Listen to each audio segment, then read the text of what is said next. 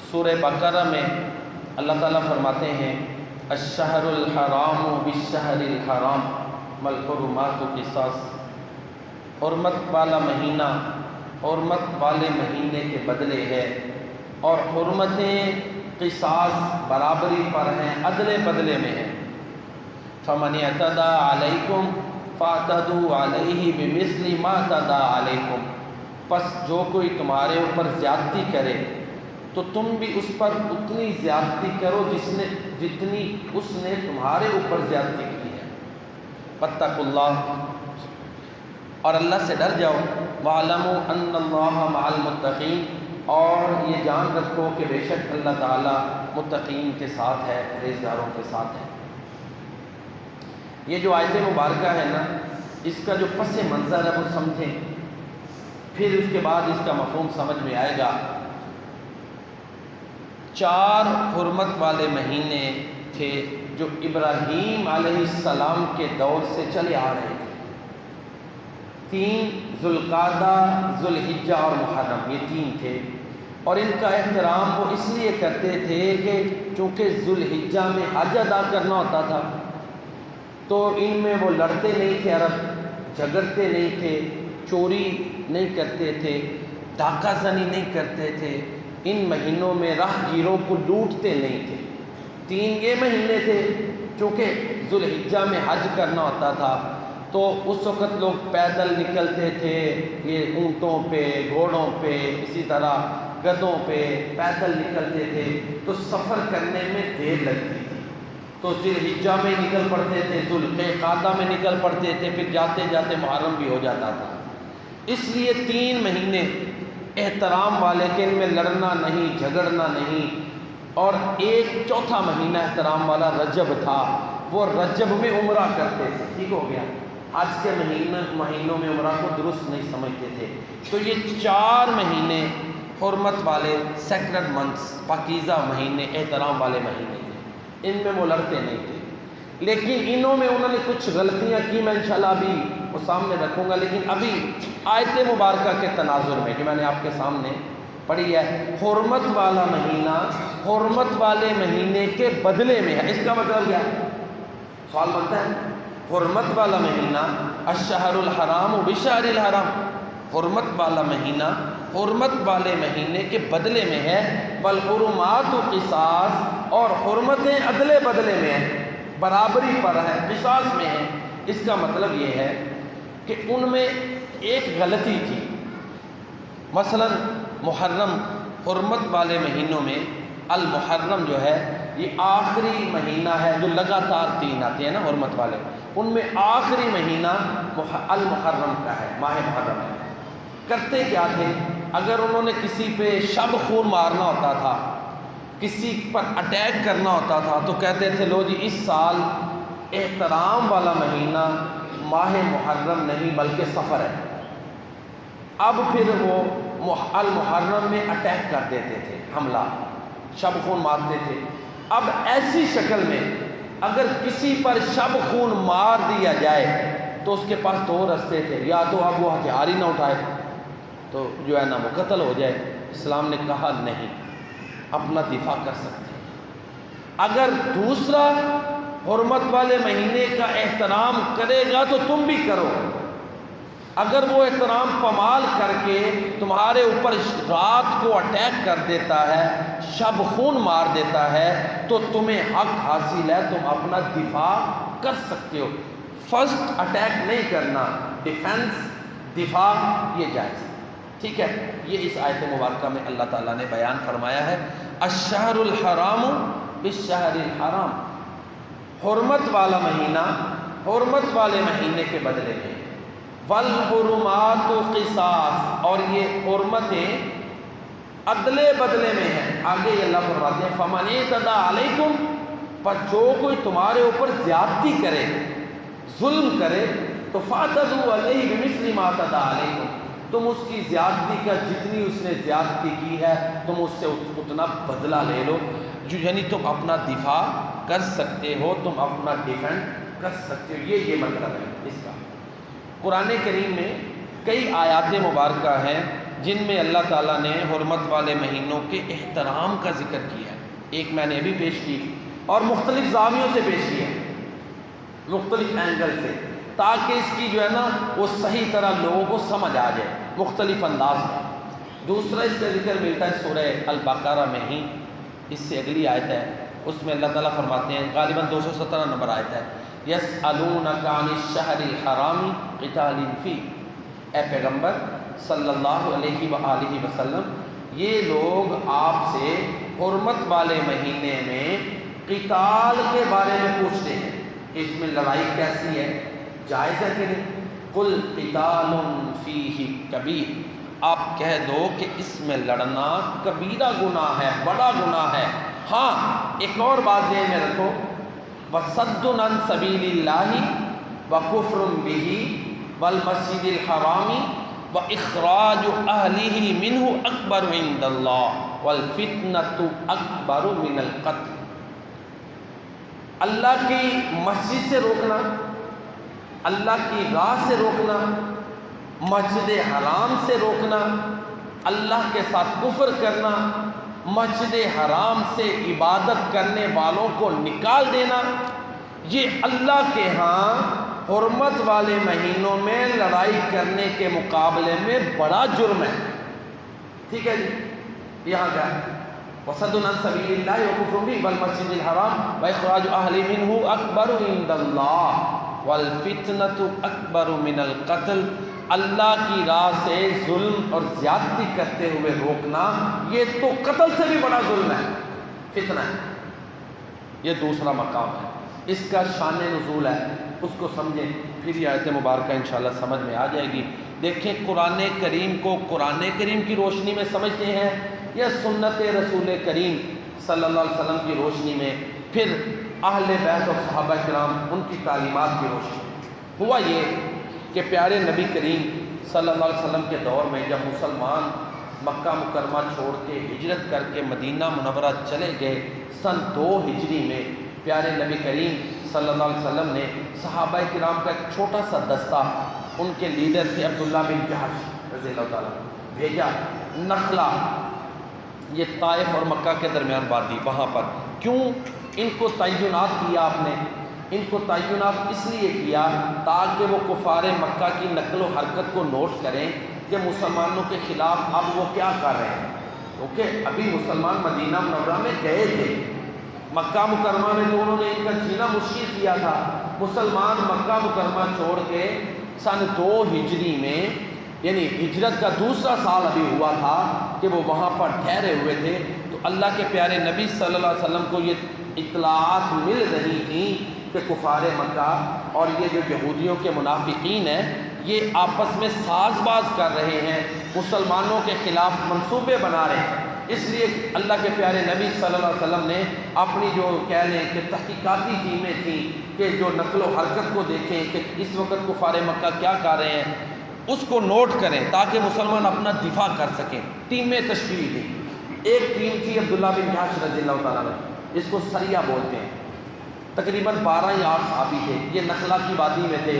مسلمانوں کو بڑا غصہ تھا. غصہ یہ تھا کہ پہلے تو مکہ مکرمہ سے انہوں نے مسلمانوں کو نکالا ظلم کر کر کے، اب مدینہ منورہ میں بھی نہیں ٹھہرنے دیتے تھے. غصہ تو تھا نا. اتفاق ایسے ہوا اللہ کے پیارے نبی صلی اللہ علیہ وسلم نے ان کی تو صرف یہ ڈیوٹی لگائی تھی کہ تم نے بس جاسوسی کرنی ہے، نوٹ کرنا ہے کیا کر رہے ہیں.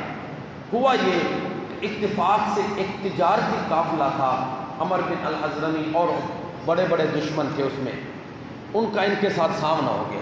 مسلمانوں کو غصہ پہلے ہی بڑا تھا. اب ہوا یہ کہ وہ رات، جس رات سامنا ہوا، انہوں نے سمجھا کہ 30 جمادی الثانی ہے. جس کو جمادی الثانی کہتے ہیں وہ تلفظ غلط ہے، اصل تلفظ ہے جمادی الثانی. ٹھیک ہے، مسلمانوں نے سمجھا کہ 30 ہے، لیکن وہ رجب کی 1 تھی. تو رجب کون سا مہینہ ہے؟ حرمت والا. اس میں پہلے اٹیک کرنا جائز نہیں. اب ان کی یہ اجتہادی غلطی تھی اس سریہ کی، اس گروہ کی. انہوں نے سمجھا 30 جمادی الثانی ہے، انہوں نے اس تجارتی قافلے پہ حملہ کیا. غصہ ان کو بڑا تھا. کچھ نے کہا بھی کہ ڈاؤٹ ہے، کچھ کہنے لگے نہیں 30 ہی ہے، کرو حملہ. حملہ کیا، ایک بندہ ان کا مار دیا اور کچھ مال بھی ہاتھ آیا، یہ لے کے پیارے نبی کریم صلی اللہ علیہ وسلم کی خدمت میں آ گئے۔ ادھر کفار مکہ نے، اب یہ کفار آپ کو پتہ ہے مسلمانوں کے خلاف پھر پروپیگنڈا بڑا شروع ہوتا ہے کہ تو انہوں نے اجتہاد میں غلطی ہو گئی، اس میں بھی ایک گنا ثواب ہے۔ اب کیا ہوا، یہودی اور کفار مکہ شروع ہو گئے، لو جی مسلمان تو حرمت والے مہینوں کا احترام نہیں کرتے، انہوں نے یہ کر دیا۔ اللہ کے پیارے نبی صلی اللہ علیہ وسلم نے ان صحابہ کو اور ان کے لیڈروں کو ڈانٹا، لیڈر کو ڈانٹا کہ تم نے پہلے تحقیق تو کرنی تھی، پھر جتنا مال غنیمت تھا آپ نے واپس کر دیا، کچھ بندے قید ہوئے وہ بھی واپس کر دیے، دیکھا نا آپ نے یہ کیا، حتیٰ کہ جو بندہ مارا گیا آپ نے کہا کہ اس کی دیت 100 اونٹ وہ بھی ہم دیتے ہیں ادھر یہ، لیکن پھر بھی وہ باز نہیں آ رہے تھے اسلام کے خلاف، لو جی یہ تو حرمت والے مہینوں کا احترام نہیں کرتے۔ پھر اللہ نے قرآن کریم کی آیت مبارکہ اتاری، کہا اے نبی یسألونک عن الشہر الحرام قتال فیہ، آپ سے یہ حرمت والے مہینوں میں لڑائی کے بارے میں پوچھتے ہیں، جائز ہے ناجائز ہے، کیا ہے مسلمانوں کا کیا پوائنٹ آف ویو ہے، بیان کریں۔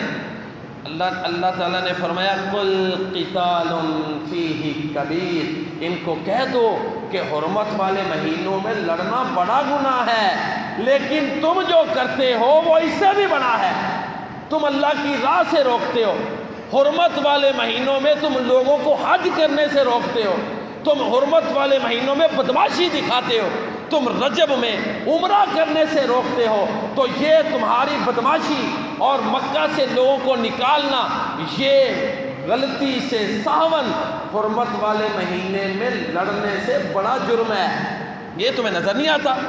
ان کا جو ہے نا ناطقہ بند کر دیا۔ پھر کچھ مسلمان تھے وہ بڑے لینینٹ ہو گئے، ہوتے ہیں نا کچھ زیادہ ہی لچک دکھاتے ہیں، نرم۔ اللہ نے فرمایا یہ ان سے تم خیر کی توقع نہ رکھو، اگلا حصہ ہے وَلَا يَزَالُونَ يُقَاتِلُونَكُمْ حَتَّى يَرُدُّوكُمْ عَنْ دِينِ اللَّهِ، ان کے دلوں میں بغض ہے، یہ تو تم سے اس وقت تک لڑیں گے جب تک تم اللہ کے دین کو نہیں چھوڑ دو گے، یہ تو سچائیوں پر بھی کہ جہاں سچائیوں پہ سب اکٹھے ہیں کمپرومائز ہو جائیں، یہ کرنے والے نہیں، ان کے دلوں میں تمہارے خلاف بغض ہے۔ اس طرح کے دوسرے مقام پر آتا ہے قرآن کریم میں وَلَن تَرْضَىٰ عَنْكَ الْيَهُودُ وَلَا النَّصَارَىٰ حَتَّىٰ تَتَّبِعَ مِلَّتَهُمْ، یہود اور نصارہ تم سے اس وقت تک راضی نہیں ہو سکتے جب تک تم ان کے ملت کی، ان کے دین کی پیروی نہ کرنے لگ جاؤ، تم دین چھوڑو گے تب یہ راضی ہوں گے۔ تو اب سچائی، جب دین سچائی ہے، مسلمانوں نے تو ان کو بھی قائل کرنا ہے کہ محمد کریم ہی وہ رسول ہیں جس کا اے یہودیت تم انتظار کر رہے تھے، اے عیسائیوں تم انتظار کر رہے تھے، تمہاری بائبل میں لکھا ہے کہ محمد کریم آئیں گے اور وہ اللہ کے سچے رسول ہیں، لہذا ظاہر ہے مسلمانوں نے تو ان کو قائل کرنا تھا، لیکن اللہ نے ان کا خبث باطن، اندرونی جو ان کے دلوں میں بغض ہے وہ بیان کر دی۔ تو یہ دوسرا مقام ہے جہاں حرمت والے مہینوں کا ذکر ہے۔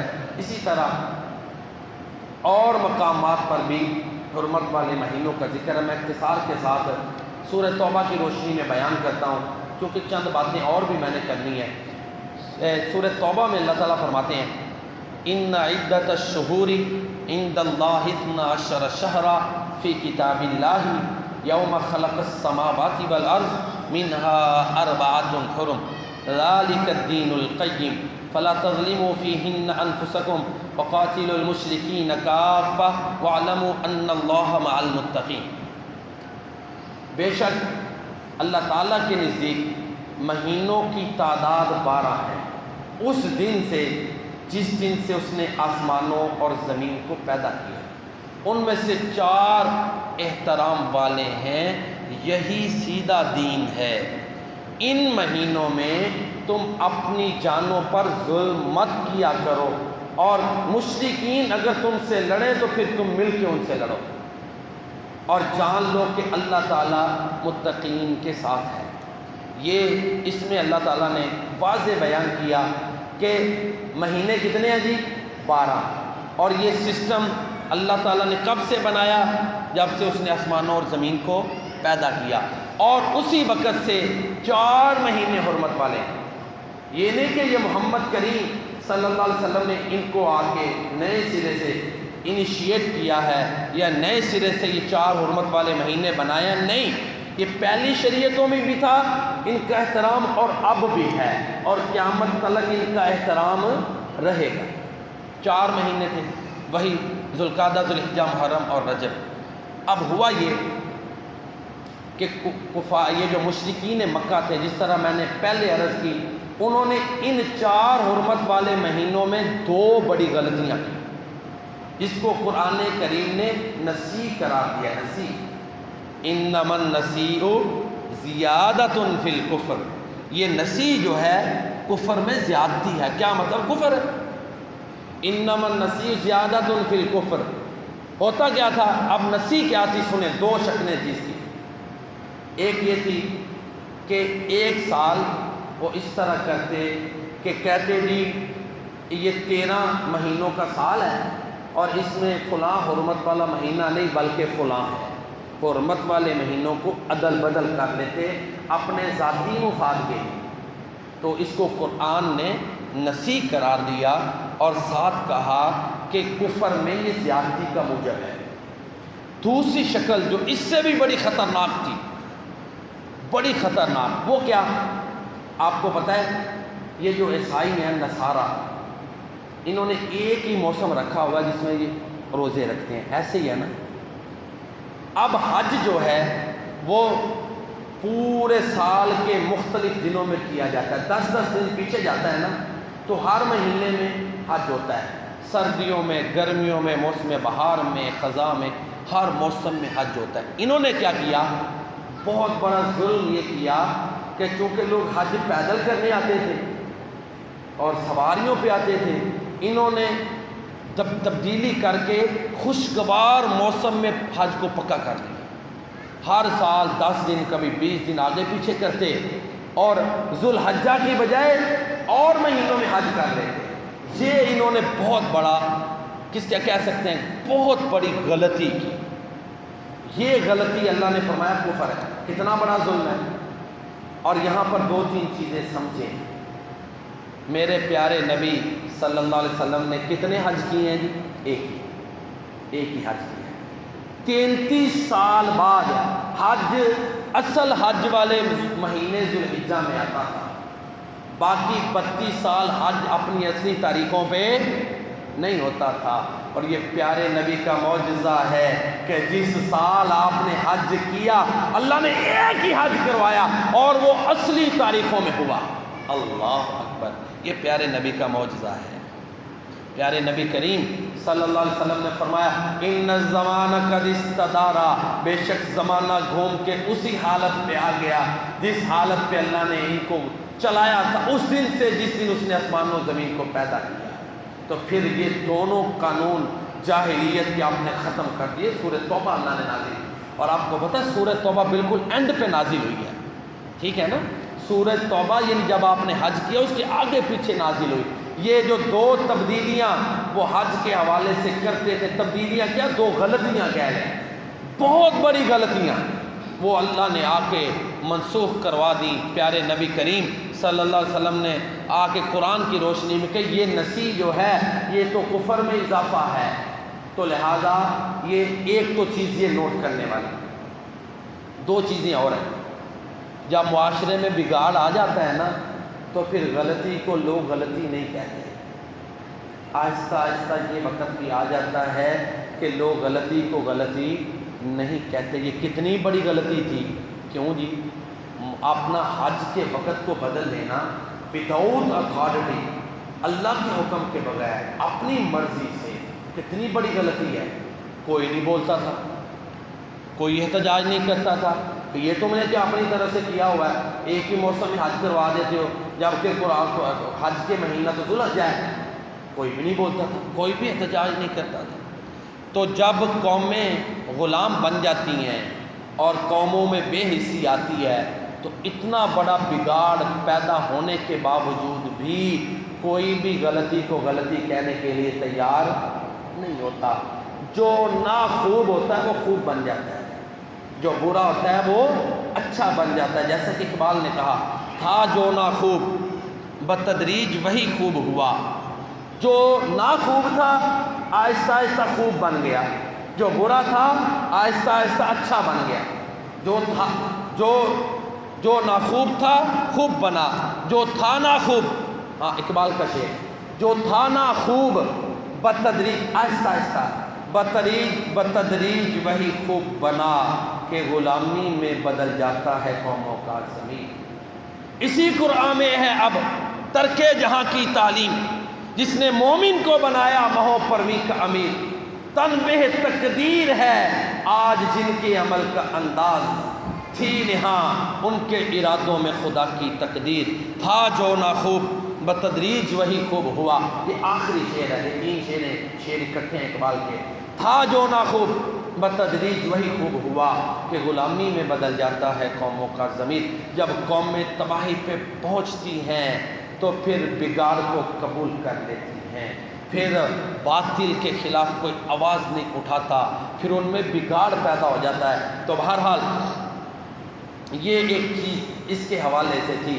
ایک اور چیز حرمت والے مہینوں کے حوالے سے وہ یہ تھی، محققین نے لکھا ہے اگر یہ 4 مہینے، توجہ سے سنیں، 4 حرمت والے مہینے، ان میں عرب لڑائیاں بند نہ کرتے، چوری چکاری ڈاکہ زنی لوٹ مار بند نہ کرتے، تو ان کی معیشت کا جنازہ نکل جاتا. یہ 4 مہینے تھے جن میں ان کا کاروبار عروج پہ ہوتا تھا. جہاں لوگ حج کے لیے نکلتے تھے وہاں کاروباری قافلے بھی نکلتے تھے کہ ان 3 مہینوں میں لوٹ مار نہیں ہوگی. وہ مہینہ آگے پیچھے کر لیتے تھے، احترام کرتے تھے، ٹھیک ہے، احترام کرتے تھے. حتیٰ کہ کسی کو اس کا باپ کا قاتل بھی ان مہینوں میں مل جاتا تھا تو بدلہ نہیں لیتے. تو یہ ان کا دیکھیں دین کی برکت دیکھیں. 4 مہینے عرب صحیح کاروبار کرتے تھے، وہ یہی 4 مہینے. حج بھی کرتے تھے.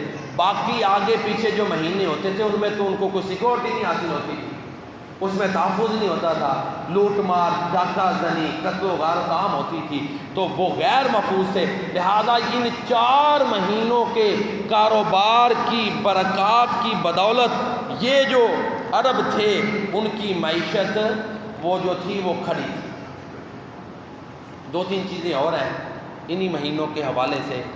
4 مہینوں میں محرم الحرام سب سے زیادہ فضیلت والا مہینہ ہے، یہ بھی ذہن میں رکھیں. 4 مہینوں میں، کیونکہ اللہ کے نبی صلی اللہ علیہ وسلم کا فرمان ہے افضل الصیامی بعد رمضان شہر اللہ المحرم. رمضان کے بعد جس مہینے کے سب سے زیادہ روزے فضیلت والے ہیں وہ اللہ کا مہینہ محرم ہے. تو محرم کے نام ہے شہر اللہ، اللہ کا مہینہ، المحرم احترام والا. محرم حرمت سے ہے جی، حرمت کا معنی احترام، محرم احترام والا. اسی طرح اس کا ایک نام ہے شہر اللہ الاسم، بہت مضبوط احترام والا مہینہ. تو کسی چیز کی جب اللہ کی طرف نسبت ہو یہ اس کی عظمت اور اس کی رفت کی دلیل ہے. مثلا عبداللہ، عباد اللہ، اللہ کے بندے، بیت اللہ، اللہ کا گھر، ٹھیک ہے نا. ناقۃ اللہ، صالح علیہ السلام کی اونٹنی، اس کو کہا گیا ناقۃ اللہ، اللہ کی اونٹنی. بقیت اللہ، عباد الرحمن. تو المحرم الحرام کی اللہ کی طرف نسبت اور اس کو شہر اللہ کہنا اس کے عظمت والے ہونے کی دلیل ہے. اور اللہ کے نبی صلی اللہ علیہ وآلہ وسلم نے فرمایا کہ رمضان کے بعد جس مہینے کے روزے سب سے زیادہ فضیلت والے ہیں وہ یہ ماہ محرم ہے. 3 عشرے ایسے ہیں جی، 3 جو سب سے زیادہ فضیلت والے. 3 10 دن ایسے ہیں، آسان لفظوں، 3 10 دن مہینوں کے ایسے ہیں جو سب سے زیادہ فضیلت والے ہیں. رمضان کے آخری 10 دن آخری عشرہ، ذوالحجہ کا پہلا عشرہ پہلے 10 دن، محرم الحرام کا پہلا عشرہ پہلے 10 دن، یہ زیادہ فضیلت والے ہیں. اسلامی سال جو ہے اس کا آغاز محرم الحرام سے ہوتا ہے، ٹھیک ہے نا، اور یہ سیدنا عمر فاروق رضی اللہ تعالیٰ عنہ نے یہ اس کو رائج کیا اور اس کی بنیاد ہجرت کو بنایا۔ اسلامی کیلنڈر کا جو موجودہ سسٹم چل رہا ہے اس کا آغاز محرم الحرام سے ہوتا ہے، اور جب نیا مہینہ شروع ہو تو اس کے لیے امن کی دعا پڑھنی چاہیے، ٹھیک ہے جی۔ وہ دعا جو اللہ کے پیارے نبی صلی اللہ علیہ وسلم نے سکھائی ہے، اللہم احلہ علینا بالامن والایمان والسلامتی والاسلام ربی وربک اللہ، اے اللہ اس کو ہمارے اوپر امن والا ایمان والا بنا کے اس چاند کو طلوع فرما، اور اے چاند اللہ میرا بھی رب ہے اور تیرا بھی رب ہے، ٹھیک ہے جی۔ سال کے لیے الگ دعا صحیح سند سے ثابت نہیں، لہٰذا یہی دعا ہم پڑھیں جب نیا مہینہ شروع ہو، خواہ وہ سال کا نیا مہینہ ہے، پہلا ہے، دوسرا ہے، تیسرا ہے، کوئی بھی ہے، ہم نے یہی مسنون دعا پڑھنی ہے۔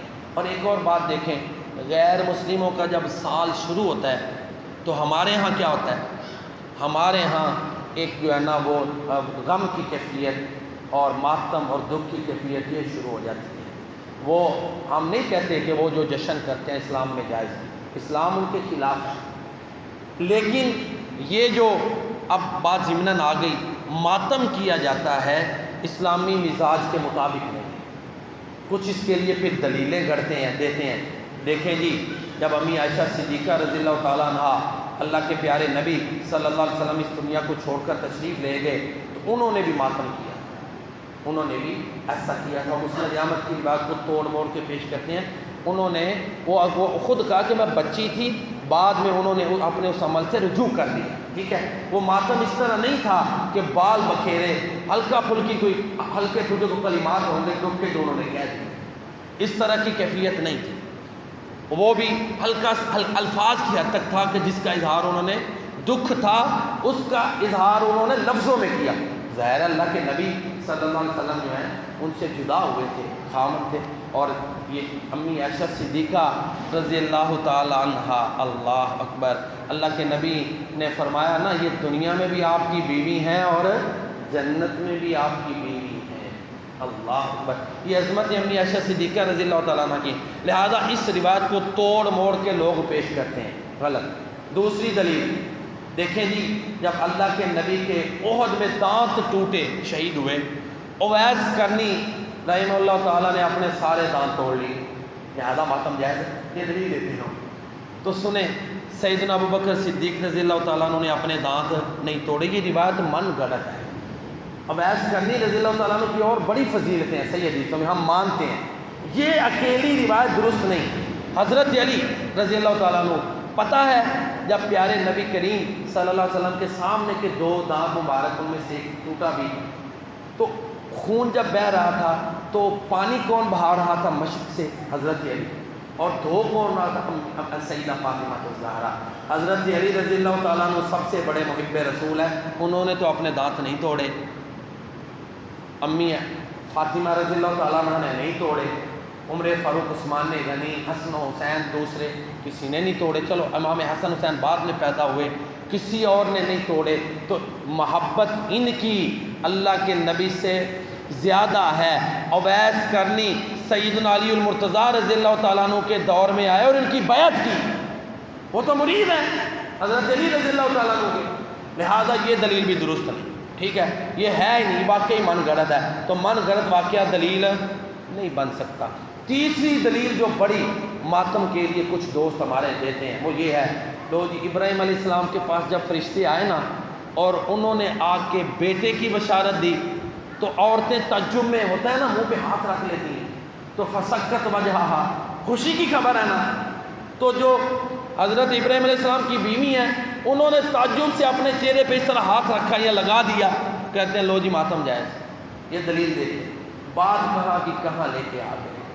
اب تو ایران کے ان کے جو بڑے مفتی ہیں خامنہ ای صاحب، ان کا بھی فتویٰ موجود ہے، ہمارے جو اہل تشیع بھائی ہیں نا ان کے جو بڑے مفتی ہیں ان کا بھی فتویٰ ہے خامنہ ای صاحب کا کہ یہ ماتم درست نہیں ہے۔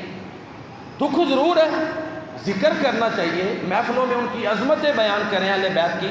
ہمارا اگلا خطبہ جمعہ انشاءاللہ اسی موضوع پر ہے محفلوں میں ذکر کریں، دیکھیں، توجہ سے سنیں، کہتے ہیں پانی بند ہوا اتنی دیر، سیدہ مریم جب کمرے میں تھیں تو اللہ نے غیب سے رزق دیا نا، آیا نا، ظاہری طور پہ پانی بند تھا، پتہ نہیں اللہ نے کیسے کیسے ان کو کھانے اس وقت بھی کھلا دیے۔ دوسری دلیل، سیدنا عثمان غنی رضی اللہ تعالیٰ عنہ 40 دن پانی بند رہا، قرآن پڑھتے تھے، معاملات درست ہو جاتے تھے۔ او اہل بیت، ان کا مقام اعلیٰ ترین ہے، بات کو سمجھیں۔ یہ عام طور پر یہ دلیل ظاہر نہیں ہوتی جو میں پیش کر رہا ہوں، ان کا پانی بند تھا، غیب سے اللہ نے ان کے رزق کے انتظام کیے ہوں، ہمیں کیا پتہ ہے۔ تیسری دلیل، یہ تو 2 دلیلیں ہو گئی، اللہ کے پیارے نبی صلی اللہ علیہ وسلم اکٹھے روزے رکھتے تھے، صحابہ نے بھی شروع کر دیے، آپ نے فرمایا میرا رب مجھے کھلاتا پلاتا ہے، تم میری طرح روزے نہیں رکھ سکتے۔ چوتھی دلیل، یہ تو عظیم ہے نا، اب عام صحابی صہیب رومی رضی اللہ تعالیٰ، صہیب رومی قید ہو گئے نا، تو انہوں نے کھانا پینا بند کیا، اور لوگوں نے دیکھا کہ جنتی پھل اللہ تعالیٰ ان کو عطا کرتے تھے۔ جب وہ مشرکین کی قید میں تھے، اللہ جنتی پھل ان کو کھلا رہے تھے، تو یہ صہیب وہ تھے کہ انہوں نے کہا کہ اے صہیب، آج اگر تم آزاد ہوتے اور محمد یہاں معاذ اللہ قید ہوتے تو تمہیں کیسا محسوس ہوتا؟ وہ کہتے ہیں یہ بات کرتے ہو، مجھے تو یہ بھی گوارا نہیں کہ میں اتنی مشقتوں میں ہوں، میرے نبی کے پاؤں میں کانٹا چبھ جائے۔ لہذا جب ظلم ہو رہے تھے، اور ہماری یہ تحقیق ہے کہ زیادہ تر اس کے ذمہ دار کوفی ہیں، منافق لوگ تھے، ان سے تنگ آ کے امام حسن حسین نے معاویہ سے صلح کی، تو بہرحال وہ ایک الگ ٹاپک ہے۔ دوسری بات، اللہ کے پیارے نبی صلی اللہ علیہ وسلم کا فرمان ہے، شہید جب شہید ہوتا ہے اس کو اتنی تکلیف ہوتی ہے جتنی چونٹی کاٹے، بلکہ اس سے بھی کم۔ اللہ نے پہلے بھی جنتی کھانے ان کے لیے رکھے ہوں گے، صبر کی وہ منتہا تھے، بوقت شہادت ان کو تکلیف نہیں۔ پتہ نا امی آسیہ جب فرعون نے پتھر پھینکا ہیں تو اللہ نے پہلے ہی روح قبض کر لی۔ تو اہل بیت کی عظمتیں کیا ہمیں سمجھ نہیں آتی، عام تم ان کو قیاس کر دیتے ہو، اور ان کے معاملے خاص ہیں۔ پانی بند تھا تو اللہ ان کو جنتی کھانے کھلانے پہ قادر ہے، جنتی پانی پلانے پہ قادر ہے۔ ام ایمن رضی اللہ تعالیٰ عنہ، بولے رضی اللہ تعالیٰ عنہ، یہ مثال، روزے کی افطاری کا وقت ہو گیا، کوئی چیز کھانے کے لیے نہیں۔ یہ میرا چھوٹا سا کتاب ہے کرامات اولیاء اللہ، اس میں نے یہ کرامت ان کی درج کی ہوئی ہے، کئی اللہ کے ولیوں کی کرامتیں درج کی ہیں۔ یہ حضرت سیدہ ام ایمن، ان کی کرامت دیکھیں، ان کا پانی نہ کھانے کے لیے کچھ، نہ پینے کے لیے، سفر میں تھی، افطاری کے وقت نڈھال ہو گئیں، اوپر کچھ آواز سنائی دی، ایک ڈھول پانی کا بھرا ہوا تھا، اس سے پانی پیا۔ تو اللہ جب ام ایمن کے لیے انتظام کر سکتے ہیں، صہیب رومی کے لیے کر سکتے ہیں، تو اہل بیت کے لیے انتظام نہیں ہوئے ہوں گے؟ یہ کیوں نہیں بیان کرتے ان کی عظمتیں؟ دوسری بات، ان کو شہادت کے وقت اللہ تکلیف سے بچانے پہ قادر ہے۔ اب اہل بیت کدھر ہیں جی؟ جنت کے اعلیٰ مقامات پر ہیں، تو ماتم اب کس لیے تھے؟ ہاں، امام حسین رضی اللہ تعالیٰ عنہ کی شہادت کی جب خبر اللہ کے نبی کو ملی تو آپ روئے، تو ہے نا شہادت، روئے کہ امت یہ ظلم کرے گی، ٹھیک ہے نا۔ تو بہرحال ماتم ان کے نزدیک بھی درست نہیں، ان کی اہل بیت کی عظمت بیان کرے، شہادت کا دکھ ہے تو وہ ٹھیک ہے، اللہ کے نبی کی سنت ہے۔ ساتھ یہ انعامات بھی ذہن میں رکھیں، اب وہ جنت کے اعلیٰ مقامات پر ہیں، حسن و حسین، حسنین کریمین جنتی جوانوں کے سردار ہیں۔ اب ان کا مقام کدھر ہے جی؟ ان کی شان کے مطابق جنتوں میں ہے۔ تو لہذا یہ محرم الحرام میں یہ جو ماتم عام کیا جاتا ہے یہ درست نہیں ہے۔ پھر ایک اور چیز، کافی باتیں میں نے عرض کرنی تھی۔ 10 محرم کو اللہ کے پیارے نبی صلی اللہ علیہ وسلم جب مدینہ منورہ آئے تو آپ نے دیکھا کہ 10 محرم کو یہود مدینہ روزہ رکھتے ہیں، اللہ کے پیارے نبی صلی اللہ علیہ وسلم نے ان سے پوچھا بھائی تم 10 محرم کو یوم عاشور کو روزہ کیوں رکھتے ہو؟ کہنے لگے جی اس دن اللہ تعالیٰ نے ہمیں فرعون سے نجات دی تھی، موسیٰ علیہ السلام نے شکرانے کے طور پہ روزہ رکھا، ہم بھی رکھتے ہیں۔ اللہ کے پیارے نبی صلی اللہ علیہ وسلم نے فرمایا کہ ہمارا تمہارے مقابلے میں موسیٰ علیہ السلام سے زیادہ تعلق ہے، ہم بھی رکھیں گے۔ پھر آپ نے فرمایا کہ آئندہ سال میں 9 محرم کا روزہ رکھوں گا، لیکن اس سے پہلے آپ اللہ تعالیٰ کے پاس تشریف لے گئے۔ بات کو توجہ سے سنیں، 9 10 دونوں تاریخوں کا روزہ رکھنا چاہیے۔ فضیلت کیا ہے؟ پچھلے گناہ سارے معاف ہو جاتے ہیں۔ اللہ کے پیارے نبی صلی اللہ علیہ وآلہ وسلم 10 محرم کا روزہ نہیں چھوڑتے تھے، پھر بعد میں آپ نے 9 کا اعلان کیا۔ آپ صبح کی سنتیں کبھی نہیں ترک کرتے تھے۔ اللہ کے پیارے نبی صلی اللہ علیہ وسلم یہ عشرہ ذی الحجہ کے پہلے عشرہ کے 9 روزے وہ بھی رکھتے تھے۔ اسی طرح ہر مہینے کے 3 روزے ایام بیض، یہ 4 کام ہیں جو اللہ کے نبی نے کبھی نہیں چھوڑے۔ اور اگلی بات سنیں، 10 محرم کا روزہ وہ ہے کہ رمضان کے روزے فرض ہونے سے پہلے یہ روزہ فرض تھا۔ 10 محرم کا روزہ وہ ہے جو سارے نبی انبیاء رکھتے تھے۔ ہمارے ادھر کیا ہوتا ہے، 10 محرم کو سبیلیں لگا دیتے ہیں، لگاتے ہیں کہ نہیں؟ اے اللہ کے بندو روزے کو پروموٹ کرو۔ اگر یہ بات کہیں گے لو جی اہل بیت میں محبت نہیں، کدھر بات لے گئے ہو؟ اور بھائی روزہ بہتر ہو، آپ پانی لگائیں گے کہ روزے کی ترغیب دیں گے؟ کیوں جی؟ وہ لوگ تو جنتوں میں اعلیٰ مقامات پر چلے گئے۔ یہ چند سالوں سے یہ ایک رسم شروع ہوئی ہے، پہلے اتنی نہیں تھی، اب بڑی زیادہ ہو گئی ہے۔ 9 10 2 دن کیا کرنا ہے جی؟ روزہ رکھنا ہے، سبیلیں نہیں لگانی، کیونکہ اللہ کے نبی کا عمل ہی نہیں ہے۔ 9 10 محرم کا روزہ نبیوں نے رکھا، 10 محرم کا روزہ میرے نبی نے کبھی نہیں چھوڑا۔ میرے نبی نے یہ اعلان کیا کہ آئندہ سال 9 محرم کا روزہ رکھیں گے، تو 9 10 یا 10 11 2 روزے رکھنے چاہیے۔ 9 10 بہتر ہے، اگر رہ جائے تو 10 11 10 محرم کا روزہ اب بھی رکھنا چاہیے، سبیلیں نہیں لگانی چاہیے، یہ سنت کے خلاف عمل ہے۔ تو یہ چند چیزیں تھیں جو میں نے عرض کی آپ کے سامنے۔ اسی طرح شیخ عبد القادر جیلانی رحمہ اللہ تعالی، ان کی یہ رائے ہے کہ 10 محرم کو اللہ تعالیٰ نے بڑے انعامات کیے۔ دیکھیں پچھلی امتوں کے لیے شکرانے کا دن ہے 10 محرم، اور تاریخ ابھی چونکہ ہمارے یہاں تعین ہو گئی ہے، لیکن شہادت امام حسین رضی اللہ تعالیٰ عنہ کے بارے میں اور بھی آراء موجود ہے، اغلب یہی اپنا لی گئی ہے۔ لیکن اس امت میں 10 محرم کو سیدنا امام حسین رضی اللہ تعالیٰ عنہ کی شہادت ہوئی۔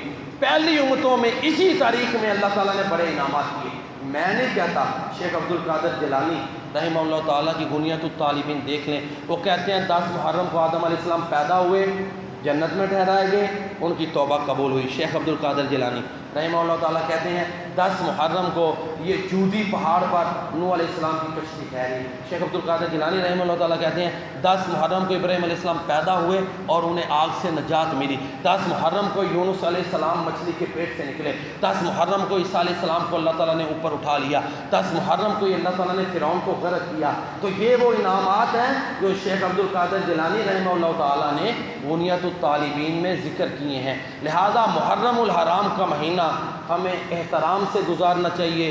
اس مہینے میں ماتم کرنا یہ سنت کے خلاف ہے، بلکہ اسلام کے مزاج کے خلاف ہے۔ جو کرتے ہیں ان کے اپنے بڑوں کے فتوے اس کے خلاف موجود ہیں، ٹھیک ہے نا جی۔ اسی طرح کچھ دوست ننگے پاؤں چلتے ہیں، یہ بھی سنت سے ثابت نہیں۔ کچھ دوست 10 محرم کو سبیلیں پانی لگاتے ہیں، پلاتے ہیں، روزے کی ترغیب دیں، سبیلیں نہ لگائیں، سنت کو پروموٹ کریں، لہٰذا یہ بھی درست نہیں۔ کچھ لوگ 4 پائیاں الٹ دیتے ہیں، وہ بھی درست نہیں ہے۔ تو یہ چند چیزیں تھیں جو محرم الحرام کے حوالے سے ہیں۔ اللہ تعالی ہمیں قرآن و سنت کی روشنی میں پیارے نبی کریم صلی اللہ علیہ وسلم کی سنتیں اور اہل بیت کا طریقہ اپنانے کی توفیق عطا فرمائے، آمین یا رب العالمین۔ وما علینا الا البلاغ۔